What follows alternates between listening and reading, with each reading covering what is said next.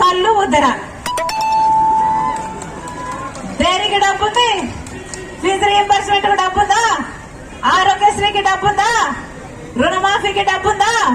Double bedroom ఇల్లు కట్టడానికి డబ్బుందా? చక్కగా పెన్షన్లు ఇవ్వడానికైనా డబ్బుందా?